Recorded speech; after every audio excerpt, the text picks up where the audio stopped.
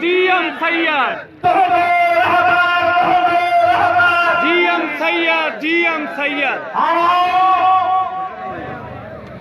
Shaykh Bashir Khan Qureshi के पत्रकार पत्र जीएसएस को वहां के चेयरमैन सुनार खान कुरैशी से गुजारिश करने की आवाज वकालत थे मोहतरम सुनार खान कुरैशी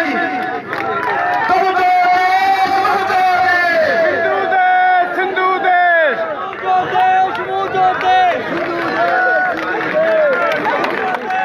अब आप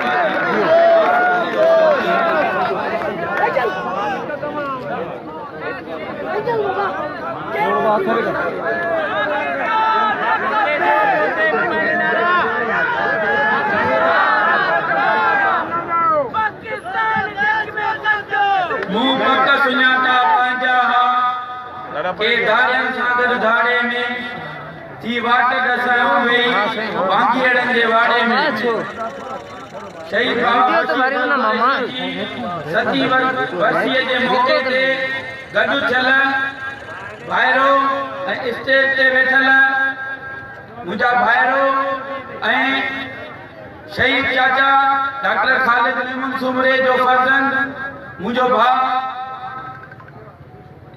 राशिद मेमून सुमरो ऐं पिंडाल में वेठल मुंहिंजा भाइरो क़ौमी साथियो साईं GM सैयद जा पैरोकारो ऐं शहीद बाबा जा आशिको जीए साईं GM सैयद जीए शहीद बाबा बशीर खान कुरैशी अॼु हिते गॾु थियल सभिनी गैरतमंद भाइरनि जो शुक्रगुज़ार आहियां जेके अहिड़े ॾुखे दौर में गॾु थी पंहिंजे जज़्बनि जो इज़हार करण लाइ आया आहिनि। अॼु असीं उन मौक़े ते दुनिया खे ॿुधाइण चाहियूं था त शहीद बाबा खे सिंध सां इश्क करण जे ॾोह में ज़हर ॾेई शहीद कयो वियो ऐं मुसलसिल जिदोजहद खां पोइ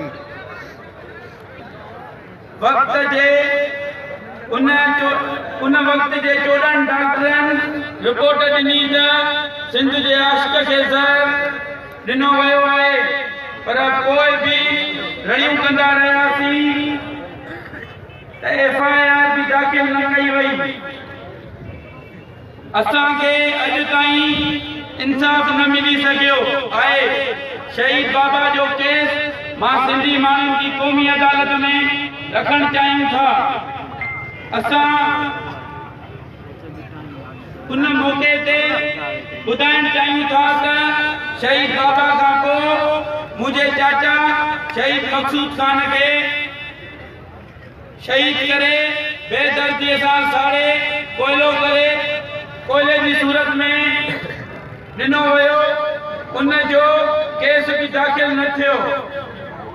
तंहिं करे असां वाज़े करण घुरूं था त असां अदम तशद्दुद जा पैरोकार आहियूं ऐं सिंध धरतीअ खे पंहिंजी माउ सम्झूं था। तव्हांजी ताक़त ऐं सहकार सां सिंध सां मोहबत कंदा रहंदासीं। भली उन लाइ केतिरियूं बि शक्तियूं सहणियूं पवनि। असांजे क़ौमी कारकुननि जूं ज़ोरीअ वफ़ादारियूं न मटरायूं वञनि।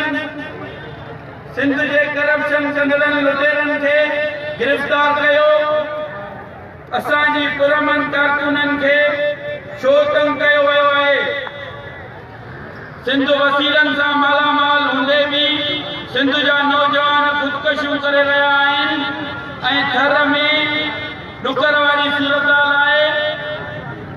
माण्हू पंहिंजा बच्चा बि पाले नथियूं सघनि। सिंध सां जेको बि इश्क करे थो या आवाज़ उथारे थो, जीअं शहीद डॉक्टर ख़ालिद मेमून सुमरो खे निमाज़ पढ़ंदे शहीद कयो वियो, पंहिंजे ई शहीद मुर्तज़ा भुट्टो खे पंहिंजे ई हुकूमत हूंदे ॾींहं ॾिठे जो शहीद कयो वियो।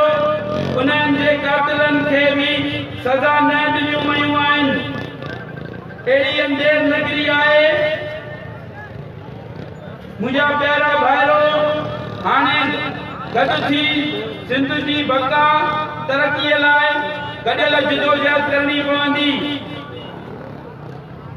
उन लाइ तव्हां सभिनी दोस्तनि खे इहो अर्ज़ु रखंदासीं त पंहिंजी पार्टीअ ते महिनत कयो तव्हां असां जेके असांजे दोस्तनि खे ज़ोर ऐं ॾाढ जे थ्रू उन्हनि खे पंहिंजी पार्टी छॾाइनि था असां उन शइ जी मज़म्मत कयूं था असां पुरमन कारकुन आहियूं साईं GM सैयद जा ऐं शहीद बाबा जा आशिक़ आहियूं जेको असांखे शहीद बाबा साईं GM सैयद जी वाट ॾेखारे वियो आहे अदम तशद्दुद जी असां उन वाट ते हलूं पिया ऐं उन ई वाट ते यकीन रखूं था जेको बि अदम तशद्दुद खां हटी करे सियासत करे थो असांजो उन सां को बि वास्तो कोन्हे असां कहिड़ो बि तशद्दुद कहिड़े बि रूप में हुजे कहिड़े बि रंग में हुजे असां उन शइ जी मज़म्मत कयूं था आख़िर में मां चवंदुसि ए गैरत जे ज़िंदान जा कैदी शींहं बुराड़ा तुंहिंजो कसम जेसी सिंधु देश न ठहंदो मुल्क